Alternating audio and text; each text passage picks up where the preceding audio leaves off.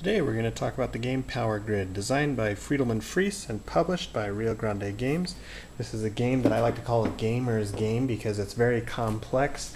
It takes a long time. It plays 2 to 6 players. When my wife and I play, it takes us about 2 hours, just the two of us. And in my experience, the more people you add, the more time people require to think, so the game can become even longer. It's a very complex game. There's lots of different gaming mechanisms, from auction bidding to city expansion, resource management, money management. It's a very interesting and dynamic game.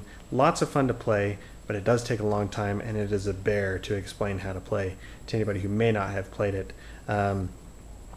Obviously, what you see, you get a game board on this side. Over here we have the United States. On the other side there is a map of Germany. It's got lots of different cities on them, lots of different value points between the different cities that you'll see on the map.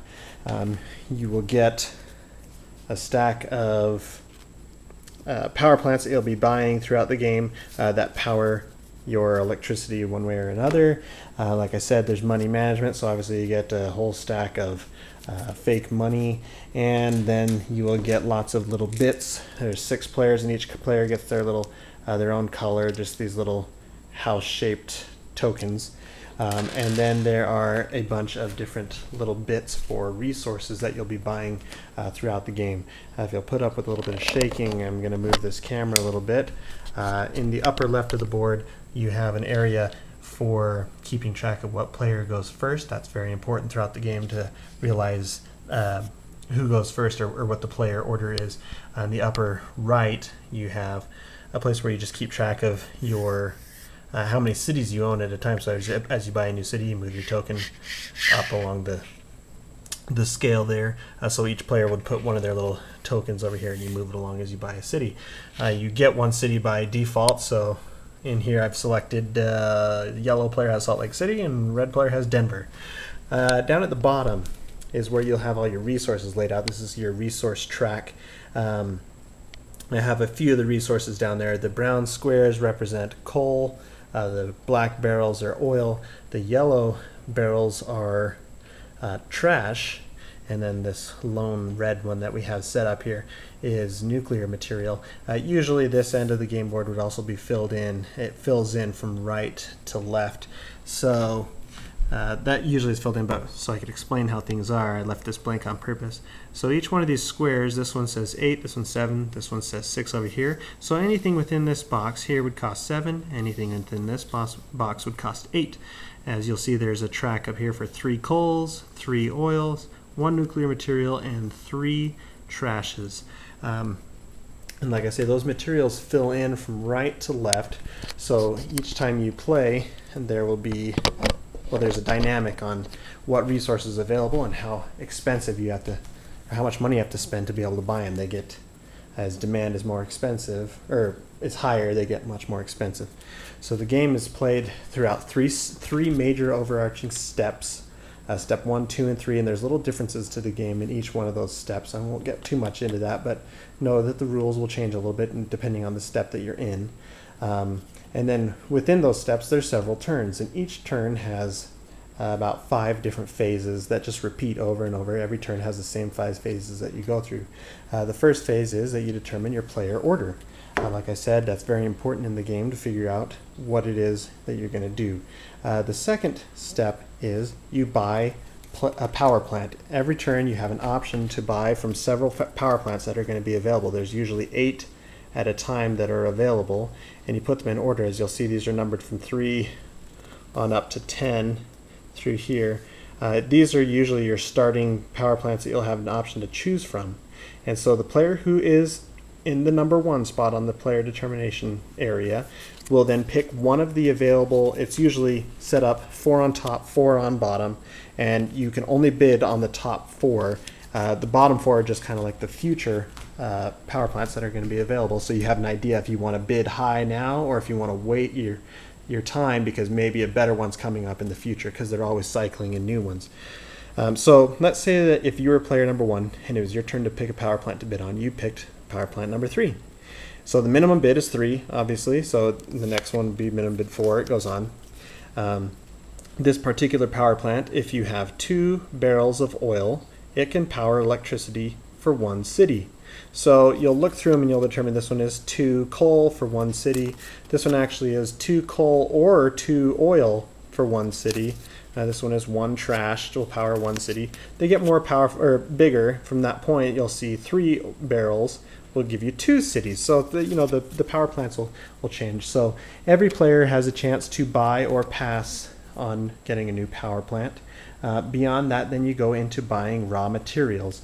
Now, like I said, when you buy your materials, yes, the demand of what it is, if everybody has coal power plants, then everybody's going to be buying coal. So you might want to you have to kind of figure out how you're going to differentiate what you have. You have a certain number of power plants that you can have active at a time. I believe it's 4. So if everybody has coal, you might want to look into getting oil or trash or a nuclear powered one. This box says 1, this one 2, 3, 4, 5 on up. So buying resources is actually done in reverse player order. So whoever is number 1 is actually going to be the last one to buy your resources, which is a disadvantage in some situations. So as you look at your resources, you'll say, okay, coal right now is really cheap. I could buy 1 coal for 1 coin each. So I could three money will get me 3 coal. Or after those are bought, then if you want coal after that, you have to spend 2 per coal for those 3, and then 3 for these 3, and then 4 for those. It goes on. So you have to figure out how you're going to buy your resources and how much you're going to spend on them. And that is done in reverse order. So it's kind of tricky in how you do that. You have to figure out where do you want to be in your player order if you're the top player, and that's determined by how many cities you have on the board already. So if you have 10 cities, which is more than anybody else, you're number 1, and it goes on from there that you determine your order. So that is that step. The next one is building, and that's also done in reverse player order. So whoever is the lowest in the player order gets to choose which city they would like to buy. Now remember, at the beginning of the game, everybody gets 1 starting point. I have Denver and Salt Lake. Yellow is on Salt Lake, red is on Denver. And you can't, in step 1, only 1 person is allowed to be in a city. And you have to expand your network from an existing city. So let's say red was going to go and they wanted to build out. And they wanted to move from Denver to Santa Fe. It costs 13 money to build that track. And it costs 10 to buy into the city. Now in step 1, like I said, you can only buy 1 person in each city, and it costs 10 to build in. In step 2, the second third of the area here is available, so now 2 people can be in the city, but the second spot costs 15. And in step 3, finally 3 players can move into a city, and that costs 20. So if you were in step 3 and you were already in Denver and you wanted to move into Santa Fe and there were already 2 people here, you'd have to pay 13 plus 20 for a total of $33 to get into that network. So it gets exponentially more expensive as you play. And like I said, that is done in reverse order. So then you have to decide when you want to build in and what cities you're going to go to. And usually the player who's the last in the player order gets to determine that first. So they're probably going to take the cheapest routes first. But later on in the game, that can come back and bite you as well, because then when you go to step 3 and you have to pay 20 per city that you want to move into, if you've already bought all your cheap routes, now you're paying 20 plus these expensive routes of 27, 23, 18 points. It can add up very quickly. Finally, you move into the phase that's called bureaucracy, which is where you actually get money. So you'll look at your power plants that you have available to you and what resources you have. And say you had this power plant number 26, and you had 2 oil on there, and you could power 5 cities. So if you have 5 cities on the board, you could say, okay, I'll use my 2 oil. You usually take your resources and you'll have them setting on your power plant. So you'll say, I'll use these 2 oil, and I'm going to power 5 of my cities.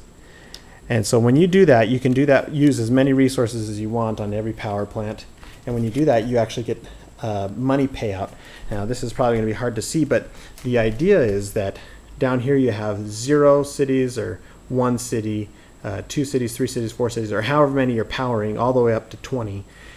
The value for, say, powering 1 city is 22, 2 cities is 33, 3 cities is 44. The higher you go, I mean, you power more cities, you get more money, obviously. But the difference between 1 and 2 is 11. But the difference between 7 and 8 cities is only 8. So as you get more cities, the actual amount that you get per city is less. So that's kind of something you have to keep a look at too. And then at that point, you go in and you restock your materials. You're going to shuffle in new power plants to buy.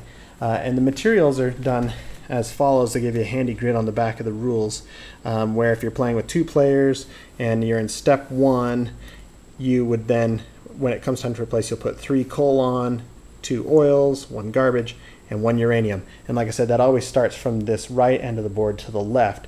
So if in one round everybody bought a ton of coal, there's not going to be much left down here at the end of the board, and so all your coal is going to start more expensive. So it's kind of a market aspect as you watch that. What's in demand is actually going to cost more, so you have to watch it. Basically, the game is played out like that. At the end of the game, once somebody's reached a certain number of cities, which is, I believe, 17 in a multiple, if you're playing with more than 2 players.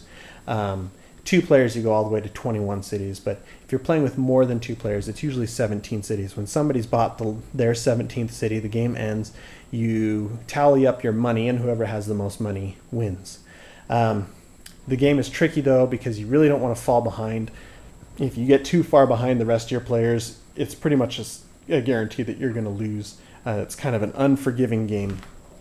And it's that can kind of be a downer to a lot of people when they play it, but it is fun as long as you remember to keep up on it and to stay along with everybody else. So just to give you one more little thing of what we're looking at, the power plants. There's 5 different types. Actually, there's 6, but there's only one of the 6 kind, which is a special power plant. But this one is a nuclear power plant, because it has that red border, and that's the red raw material on the board as well. But if you have one, you can power 2 cities. So this is a relatively small nuclear power plant. Another kind of power plant, like we talked about, is the oil. This one, it costs 26, so it's a good one. It comes up later in the game. 2 oils will power 5 cities, so that's actually a pretty good one. This one comes a little earlier in the game usually, but it's 3 coals will also do 5. These are probably the most sought out throughout the whole game. These are the natural energy, wind power, as you can see, the big fans. It doesn't cost any resources, but you can automatically power 2 cities. So it's kind of nice that way. And this one, 3 trashes will power 7 cities. Just a little kind of a fun thing to look at. The designer of the game, Friedelman Fries, said that on these cards, as you look at it, 3 trashes will do 7 cities. It's obviously a bigger power plant. There's more smokestacks, and it's polluting the skies more. So you'll see the sky's a little bit more gray in that one than here's one that's really gray. So this one, this oil burning plant, it's pretty polluted versus the blue skies of the natural plant. Just kind of a fun little fact on there. Anyway, the game is really fun. It's pretty complicated, but once you have learned it down, and like I say, if you play it frequently and you play it with the same people will learn the rules pretty easily, pretty well, and the game can flow at that point. But it just takes a long time because of the amount of thinking, because you're going to have to figure out how much money you can bid on a new power plant, and then you have to figure out how save enough money that you can buy the resources you want to, and then you have to save enough money so you can buy a certain route that you wanted to go to a new city. So it takes quite a bit of thinking. That's why I say it's a gamer's game. You have to be kind of in it and pay attention and be dedicated. But it's a very fun game once you do learn the rules, and it's a lot of fun for 2 to 6 players.